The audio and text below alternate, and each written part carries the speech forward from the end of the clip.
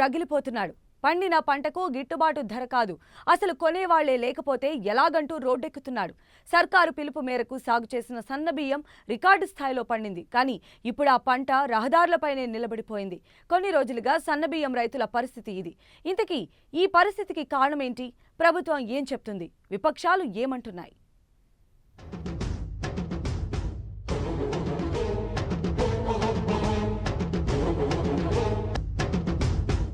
మరో రైతు ఇదిగో ఇలా రోడ్లపైనే నిద్రపోతున్నాడు. గంటల తరబడి క్యూలైన్లో ఎదురు చూపులు, బారులు తీరుతున్న ధాన్యం వాహనాలు. టీఆర్ఎస్ ప్రభుత్వం ఓ గొప్ప లక్ష్యంతో ప్రకటించిన సన్నవరి సాగు ఇబ్బుడు ముబ్బుడిగా పంట పండింది. రైతులు ఆనందోత్సాహాలతో ఉన్నారు. అయితే ఇదంతా కూడా ఇప్పుడు తలకిందులయ్యేలా ఉంది. ఎక్కడికక్కడ ఐకేపీ సెంటర్లు, ధాన్యం కొనుగోలు చేసే కేంద్రాల దగ్గర విపరీతమైన రద్దీ ఏర్పడింది. అది కూడా అలా ఇలా కాదు, ఏకంగా కిలోమీటర్ల మేర బారులు తీరుతున్నాయి.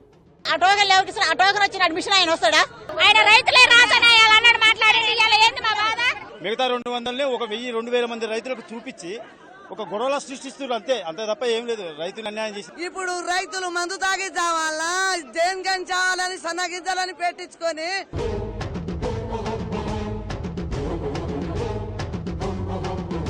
టోకెన్ల కోసం రైతులు ఉదయం నుంచి సాయంత్రం వరకు పడిగాపులు కాస్తున్నారు. ఇదిగో ఈ క్యూలైన్లో తమ వంతు కోసం ఎలా ఎదురు చూస్తున్నారో చూడండి. అలానే పంట కొనుగోలు అవుతుందో లేదో చెప్పలేని పరిస్థితిలో అయిన కాడికి రైతులు పంట అమ్మేసుకుంటున్నారు.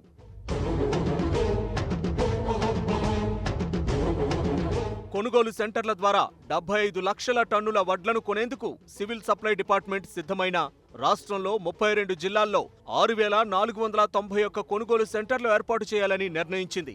కానీ పంట కోతలు ప్రారంభమైన దాదాపు 25 రోజులు దాటినా ఇప్పటి వరకు కేవలం 3485 సెంటర్లలోనే వడ్లు కొంటున్నారు.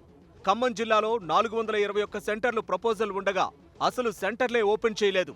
వరంగల్ అర్బన్ జిల్లాలో 101కి గాను ఒకటే ఓపెన్ అయింది. మహబూబాబాద్ జిల్లాలో 173 సెంటర్లకు గాను 8 మాత్రమే స్టార్ట్ అయ్యాయి. మహబూబ్నగర్ జిల్లాలో 225 సెంటర్లకు గాను 38 సెంటర్లనే ఓపెన్ చేశారు. నాగర్ కర్నూలు జిల్లాలో 201 సెంటర్లలో 9 మాత్రమే తెరిచారు. సూర్యాపేట జిల్లాలో 308 సెంటర్లకు గాను 79 తెరిచారంటున్నారు. ఇలాంటి పరిస్థితిలో రాష్ట్రంలో ప్రతి పేద కుటుంబం కూడా సన్నబియ్యమే తినాలనే గొప్ప లక్ష్యం నీరుగారిపోయే ప్రమాదం ఏర్పడింది. భవిష్యత్తులో సన్న రకపు వరి సాగు చేస్తే కొనుగోళ్లు ఉండవేమో అనే ఆందోళన ప్రారంభమైంది. దీంతో రాష్ట్రంలో ఒక్కసారిగా సన్నబియ్యానికి రాజకీయ రంగు అంటుకుంది.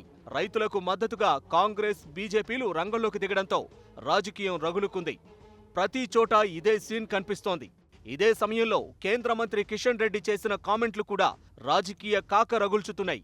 ఏ ఒక్క రైతు ధాన్యాన్ని తక్కువ ధరకి అమ్ముకోవద్దని చెప్తూనే సన్నవరిని ప్రోత్సహించింది రాష్ట్ర ప్రభుత్వమే కాబట్టి కొనుగోలు బాధ్యత కూడా రాష్ట్రానిదేనంటూ చెప్పారాయన.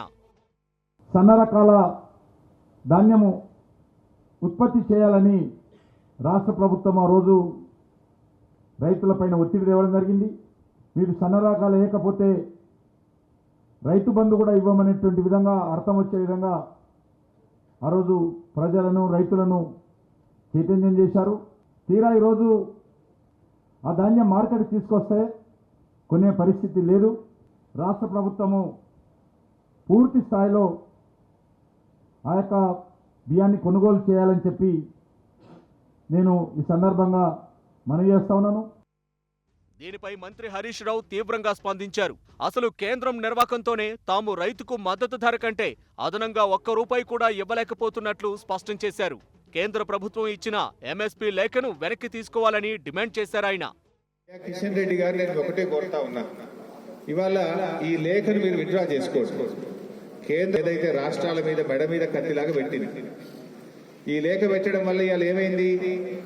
దీనివల్ల ₹1 కూడా రాష్ట్ర ప్రభుత్వాలు ఎక్కువ ఇవ్వలేని పరిస్థితి వచ్చింది.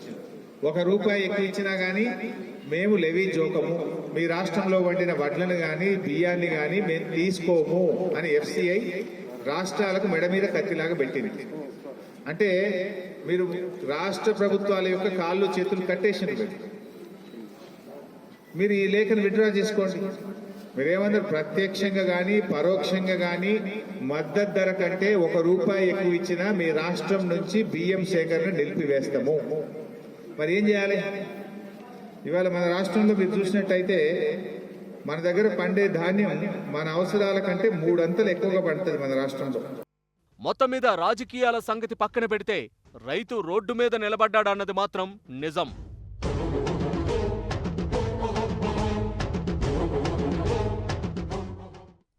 నిజంగానే కేంద్రమే గిట్టుబాటు ధరకు మించి ₹1 కూడా ఎక్కువ ఇవ్వొద్దంటే అది దారుణమే.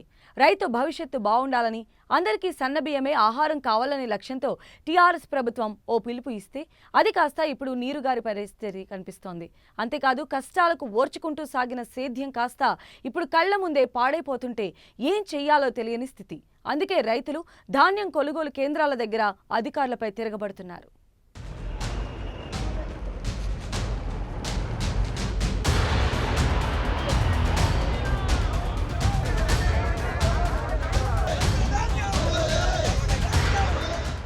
పంటకి గిట్టుబాటు ధర కోసం రోడ్డెక్కిన రైతన్న ఆశించినట్లుగా పంట పండడంతో ఉబ్బి తబ్బిబ్బయ్యే అల్ప సంతోషి రైతు.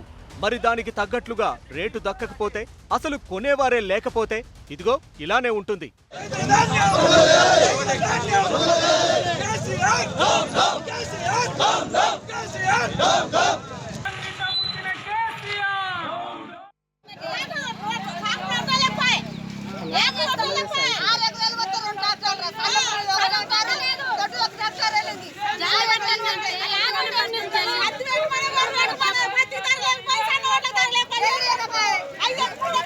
కొంచెం గిరిగిరారమ్మా, గిరిగిరారే. కడుపు మండిన రైతు తిరగబడితే ఎలా ఉంటుంది? ఇదిగో ఇలాగే ఉంటుంది. సూర్యాపేట జిల్లాలో ధాన్యం కొనుగోలు సెంటర్ల దగ్గర పరిస్థితి ఇదే. పోలీసుల లాఠీలను కూడా లెక్క చేయకుండా తిరగబడ్డ జనాగ్రహానికి నిదర్శనం ఈ దృశ్యాలు. ఇదొక్కటే కాదు, చాలా చోట్ల ఇలాంటి దృశ్యాలే కనిపిస్తున్నాయి.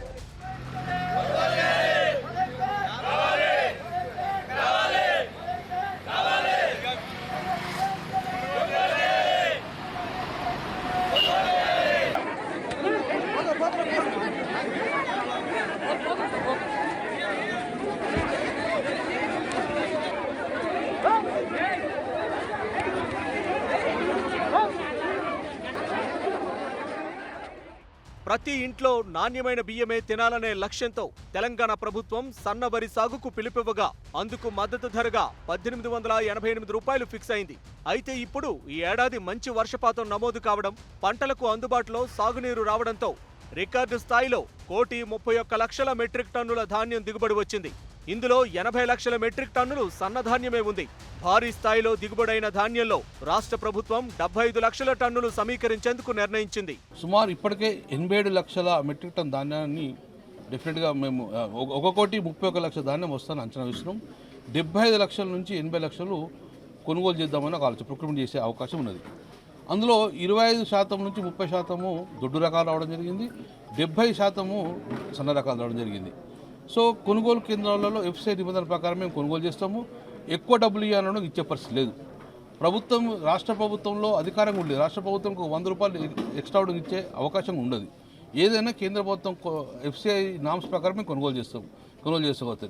ఎఫ్సిఐ నిబంధనల ప్రకారం, గవర్నమెంట్ ఆఫ్ ఇండియా ప్రకారం 1880 కన్నా ఎంఎస్పీ మించి రాదు. అది సన్న రకం కానీ దొడ్డు రకం కానీ. సో సన్న రకాలు ఉడంగా మేము తీసుకున్నాం, సిద్ధంగా ఉన్నాము. కానీ ఎంఎస్పీ దాటి మించి ఇచ్చే పరిస్థితి లేదు. రాష్ట్ర ప్రభుత్వం ఇద్దామన్నా కూడా కేంద్ర ప్రభుత్వం ఒప్పుకునే పరిస్థితి లేదు. అలా ఉన్న కండిషన్లలో డైరెక్ట్ కానీ ఇండైరెక్ట్ కానీ ఇన్సెంటివ్స్ ఇస్తే మేము ప్రొక్యూర్మెంట్ చెయ్యమనే పరిస్థితి కేంద్ర ప్రభుత్వం. కాబట్టి కేంద్ర ప్రభుత్వం నిర్ణయం ప్రకారమే ఎంఎస్పీ కన్నా మించి సన్న రకాలు కానీ దొడ్డు రకాలు ఇచ్చే పరిస్థితి. కానీ సన్న రకాలు డెఫినెట్గా ప్రొక్యూర్మెంట్ చేస్తాం. ప్రభుత్వం తరపున మంత్రి గారి హామీ ఇలా ఉన్నా వాస్తవ పరిస్థితిలో మాత్రం రైతులు తమ ఉత్పత్తులు అమ్ముకోలేకపోతున్నారు. ధాన్యం కొనుగోలుకు ప్రభుత్వం గ్రామాల్లో కేంద్రాలు ఏర్పాటు చేయకపోవడం, వ్యాపారులు అరకొర ధరే పెడుతూ ఉండడంతో రైతులు రైసు మిల్లుల వద్దకు తీసుకెళ్తున్నారు. రైస్ మిల్లులకు కేంద్రమైన నల్గొండ జిల్లా మిర్యాలగూడలో కొద్ది రోజులుగా భారీ క్యూలు దర్శనమిస్తున్నాయి. అయితే రైస్ మిల్లర్ల దగ్గర కూడా రద్దీ విపరీతంగా ఉండడంతో రోజుల తరబడి ఎదురు చూపులు తప్పడం లేదు. ఈలోపు ధాన్యం రంగు మారిపోతోంది. ఎందుకంటే రైతులు కళ్ళాల్లోనే ఆరబెట్టకుండా డైరెక్టుగా యంత్రాలతో వరికోత కోసి ట్రాక్టర్లలో వేసుకొనొస్తున్నారు. ఇలా రంగు మారిన ధాన్యానికి మిల్లర్లు సరైన రేటు కాదు కదా, మద్దతు ధర అయిన ₹1885 కూడా ఇవ్వడం లేదు. ధాన్యంలో తేమ 17% మాత్రమే ఉండాలని, అది లేకపోతే మద్దతు ధర ఇచ్చేది లేదని తెగేసి చెప్తున్నారు. దీంతో క్వింటా వరికి 1660 నుంచి 1720 వరకు మాత్రమే లభిస్తోంది. రోజులు గడిచే కొద్దీ ఈ మాత్రం రేటు కూడా ఉండదనేది రైతుల ఆందోళన. అందుకే ఇంతగా రగడ చోటు చేసుకుంటోంది. కొన్ని చోట్ల మిల్లుల కెపాసిటీకి మించి ధాన్యం వస్తూ ఉండడంతో వారు కూడా చేతులెత్తేస్తున్నారు. దీంతో ఓవైపు ప్రభుత్వం నుంచి కొనుగోళ్లకు టోకెన్లు అందక, మరోవైపు మిల్లుల్లో అమ్ముకోలేక రైతు సతమతమవుతున్నాడు. ఈ క్రమంలోనే వివిధ పార్టీల నేతలు కూడా రైతులకు గిట్టుబాటు ధర పెంచాలనే డిమాండ్ తెస్తున్నారు. సన్న రకం ధాన్యంతో పాటు మొక్కజొన్న తదితర పంటలకు మద్దతు ధర ప్రకటించాలంటూ కాంగ్రెస్ డిమాండ్ చేస్తోంది. సన్న రకపు ధాన్యానికి 2500 రూపాయలు రేటు కట్టి ప్రభుత్వమే కొనుగోలు చేయాలంటూ టీపీసీసీ ప్రెసిడెంట్ ఉత్తమ్ కుమార్ రెడ్డి కోరారు. మేము కాంగ్రెస్ పార్టీగా రాష్ట్ర వ్యాప్తంగా ఏం డిమాండ్ చేస్తుంది, సన్న రకాల వడ్లని మీరే వండియమన్నారు.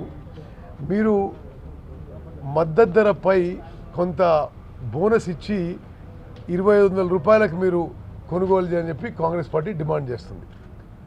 అదేవిధంగా పత్తి కూడా ఈ అధిక వర్షాలు, కొన్ని చోట్ల వరద, ఫ్లడ్ లైక్ సిచ్యువేషన్, వరదల వల్ల పత్తి తడిసింది.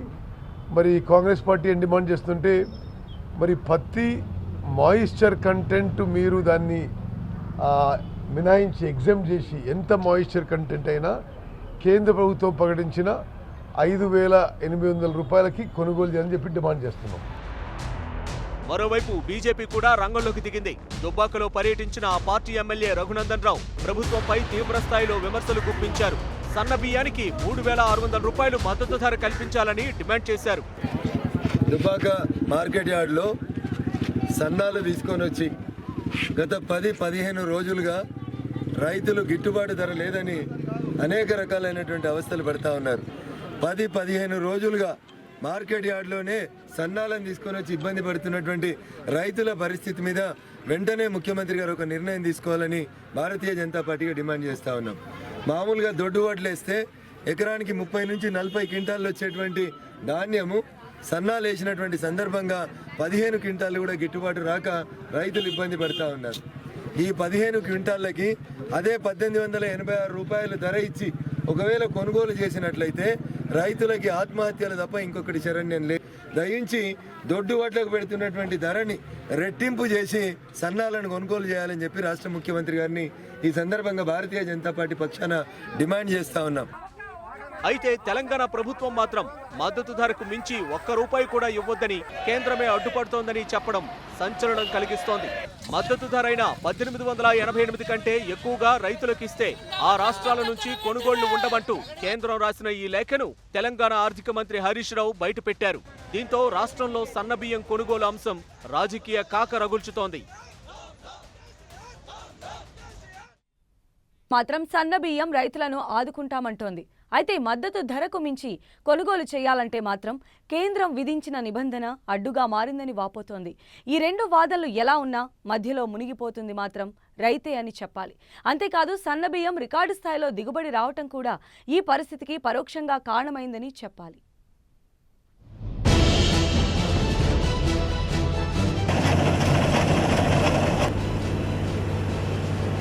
తెలంగాణలో రికార్డు స్థాయిలో ధాన్యం దిగుబడి అవ్వడమే కాదు, గత 6 ఏళ్లుగా అదే స్థాయిలో సేకరణ జరుగుతోంది. 6 ఏళ్లుగా తెలంగాణ రాష్ట్ర ప్రభుత్వం కొనుగోలు చేసిన ధాన్యం వివరాలు చూస్తే 2014-15లో 24.30 లక్షల మెట్రిక్ టన్నులు, 2015-16లో 23.56 లక్షల మెట్రిక్ టన్నులు, 2016-17 53.69 లక్షల మెట్రిక్ టన్నులు, 2017-18లో 53.98 లక్షల మెట్రిక్ టన్నులు, 2018-19లో 77.46 లక్షల మెట్రిక్ టన్నులు, 2019-20లో 111.25 లక్షల మెట్రిక్ టన్నుల ధాన్యం సేకరించింది. అంటే గత 6 ఏళ్లలో ధాన్యం సేకరణ 5 స్పష్టంగా కనిపిస్తోంది. అయితే ఏ ఏటికా ఏడు భారీగా పెరిగిపోతున్న ధాన్యం దిగుబడికి తోడు ఈ సంవత్సరం సన్నవరి రకం సాగు ఓ ఉద్యమంలా సాగడంతోనే రైతుల కళ్లాల్లో ధాన్యం పోటెత్తింది. అయితే ఈ స్థాయి పంట దిగుబడికి తగినట్లుగా రైతులు వ్యవసాయ మార్కెట్లకు తరలివస్తారని ఊహించలేకపోవడం, మార్కెటింగ్ ప్రొక్యూరింగ్ శాఖ ఏర్పాట్లు చేసుకోకపోవడం యంత్రాంగాల వైఫల్యంగా చూడాలి. తెలంగాణ అంతటా కూడా రైతులు ముఖ్యమంత్రి కేసీఆర్ చెప్పారని చెప్పి సన్న రకం వడ్లు వేశారు. వేసిన తర్వాత వాళ్ళకి ఇప్పుడు మొట్టమొదట అసలు పంట వేయడంలోనే ఖర్చు చాలా ఎక్కువ వచ్చింది. తర్వాత ఇప్పుడు తుఫాను దెబ్బకు కూడా చాలా మటుకు పంట నష్టం అయిపోయింది. ఇప్పుడు ఉన్న పంటను కూడా కొనేవాళ్ళు లేక రోడ్ల మీద అంతా కూడా రైతులు నిలబడి ఉన్నారు.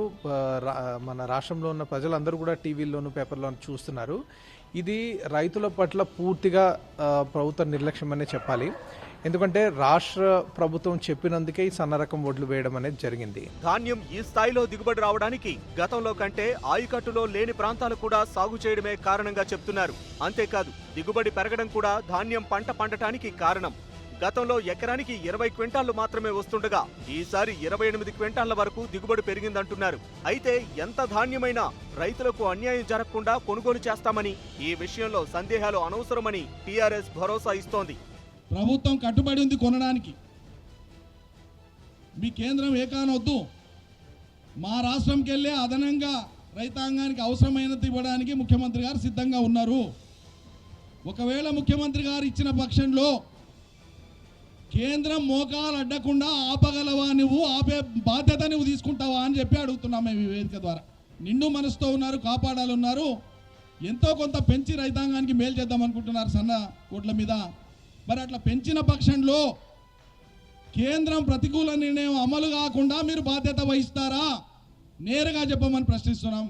మరోవైపు సివిల్ సప్లైస్ కార్పొరేషన్ నవంబర్ 9 నాటికే 5 లక్షల మెట్రిక్ టన్నుల ధాన్యం కొనుగోలు చేసినట్లు చెప్తోంది. రైతుల దగ్గర ధాన్యం కొనుగోలు చేయడం లేదనే దుష్ప్రచారం నమ్మవద్దని సివిల్ సప్లైస్ కార్పొరేషన్ చైర్మన్ చెప్తున్నారు. అంతేకాదు ధాన్యం కొనుగోలు చేసిన 24 గంటల్లోపే డబ్బు కూడా రైతుల అకౌంట్లో వేస్తామంటూ హామీ ఇచ్చారాయన. రాష్ట్ర వ్యాప్తంగా దాదాపు 6,491 కొనుగోలు కేంద్రాలు పర్మిషన్ ఇవ్వడం జరిగింది. దానిగాను ఇప్పటి వరకు 3,000 పై చిలుకు కొనుగోలు కేంద్రాలు అందుబాటులోకి రావడం జరిగింది. ఎట్లా ఏ జిల్లాలో ఏ ప్రాంతంలో మరి క్రాప్ కటింగు అయినా కొద్దీ ఆ రకంగా ఆ జిల్లా అధికారులు పర్మిషన్స్ ఇచ్చి కొనుగోలు స్టార్ట్ చేయడం జరుగుతుంది. దానికి అనుగుణంగా మరి నిన్న సాయంత్రం వరకు అంటే ఈరోజు వరకు దాదాపు 5 లక్షల పైచిలుకు మెట్రిక్ టన్నుల ధాన్యము మరి ప్రభుత్వం సివిల్ సప్లై శాఖ ద్వారా పర్చేజ్ చేయడం జరిగింది. అంటే దాదాపు 74-75 వేల మంది రైతుల నుంచి కొనుగోలు చేయడం జరిగింది. దానికి గాను మరి నిన్నటి వరకు 260 కోట్లు సివిల్ సప్లై శాఖ ద్వారా మరి రైతాంగాన్ని కూడా చెల్లింపులు కూడా చేయడం జరిగింది. మరి దాన్ని దృష్టిలో పెట్టుకొని రైతాంగము మరి పెద్ద ఎత్తున సహకారం చేయడం జరుగుతుంది. మరోవైపు కొనుగోలు సెంటర్ల ఏర్పాటుపై రాజకీయ జోక్యం కూడా రైతులకు శాపంగా మారుతోందనే విమర్శలు ఉన్నాయి. వడ్ల కొనుగోళ్లకు సంబంధించిన సెంటర్లు తెరవాలంటే స్థానిక ఎమ్మెల్యేనో మంత్రో ప్రారంభించాల్సిన పరిస్థితి నెలకొంది. నేతలు కొబ్బరికాయ కొట్టి ఫోటోలకు పోజులిస్తే కానీ సెంటర్లు ప్రారంభం కావడం లేదనే ఆరోపణలు వస్తున్నాయి. ఇంత చేసినా తర్వాత అధికారులు జారీ చేసే టోకన్ల సంఖ్యపైన అసంతృప్తి రగులుతోంది. వడ్లు తీసుకొచ్చే రైతులేమో 100ల సంఖ్యలో ఉంటే జారీ చేసే టోకెన్లేమో 10ల సంఖ్యలో ఉన్నాయంటున్నారు. కొన్ని చోట్ల మండలానికి 80 టోకెన్లు మాత్రమే జారీ చేయడంపై తోపులాటకు దారితీస్తోంది. అందుకే ఎవరికి వారు తమకే ఆ టోకెన్లు దక్కాలనే తాపత్రయం కూడా ఈ పరిస్థితికి దారితీస్తోంది. ఇలాంటి సిచ్యువేషన్ నల్గొండ, ఖమ్మం, మిర్యాలగూడ, మెదక్ ప్రాంతాల్లో ఎక్కువగా కనిపిస్తోంది.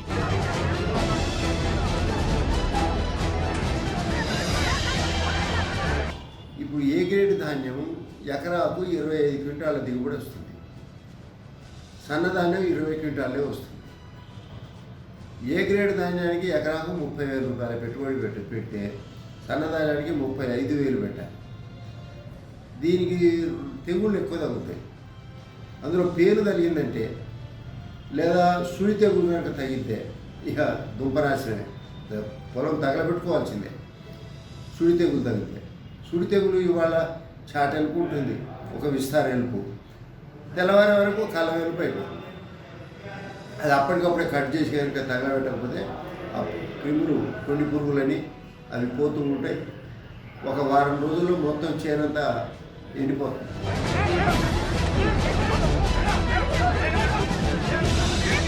వాస్తవానికి సన్న రకపు ధాన్యానికి దొడ్డు రకం వడ్ల కంటే తక్కువ పీడ నిరోధకత ఉంటుంది. అలానే పెట్టుబడి కూడా ఎకరానికి 5,000 నుంచి 8,000 రూపాయలు అదనంగా పెట్టాలి. పంట కాలం కూడా 20 రోజుల నుంచి 30 రోజులు ఎక్కువ ఉంటుంది. వరదలకు, గాలికి నేలవాలడం ఎక్కువ ఉంటుందంటారు. దీంతో పురుగు మందులు కొట్టడం కానీ ఇతరత్రా ఖర్చు కానీ సన్నరకపు వరి వంగడాలకే ఎక్కువవుతుంది. అయినా కూడా తెలంగాణలో ఇంత భారీ స్థాయిలో పంట పండటం ఓ రికార్డ్. అయితే ప్రస్తుతం నెలకొన్న పరిణామాలతో సన్నరకం వరి సాగుపై సందేహాలు రావడం సహజం. నిజానికి తెలంగాణ ప్రాంతంలో ఇప్పుడే కాదు, ఇంతకు ముందు కూడా దాదాపుగా 40% విస్తీర్ణంలో, ఒక్కొక్కసారి 40-45% విస్తీర్ణంలో ఈ సన్న రకాల సాగు ఇప్పటికే జరుగుతుంది. కానీ ఈ ప్రభుత్వ ప్రకటనతో పాటు రకరకాల ఆలోచనలతోటి, రకరకాల ప్రభుత్వ అధికారుల యొక్క ప్రచారంతో ఎక్కువ విస్తీర్ణంలో ఈ సన్న రకాలకు సాగు చేయడానికి రావటం, దానికి తోడు ఈ సంవత్సరం ఈ వాతావరణం కూడా ఈ అనుకూలంగా, అంటే అన్ని చాలా పంటలకు ఇబ్బందికరమైన పరిస్థితులు వాతావరణం కలిగిస్తే దాంట్లో సన్న రకాల సాగు చాలా ప్రాంతాల్లో రకరకాల ఇబ్బందులకు గురైంది. ముఖ్యంగా ఈ సన్న రకాలు చాలా రకాల పురుగులకు, తెగుళ్లకు తట్టుకోవు. ఇలాంటి సందర్భాల్లో కరోనాని కూడా ఎదిరించిన మన రైతాంగాన్ని కాపాడుకోవాల్సిన అవసరం ఉంది. రైతులకు మేమున్నామని భరోసా ఇవ్వాల్సిన బాధ్యత ప్రభుత్వంపై, సమాజంపై ఉంది. అది మద్దతు ధర పెంచడంతోనా, బోనస్ ప్రకటించడంతోనా, లేక రైతు పండించిన పూర్తి పంట కొనుగోలుతోనా అన్నది ప్రభుత్వాలే తేల్చుకోవాలి.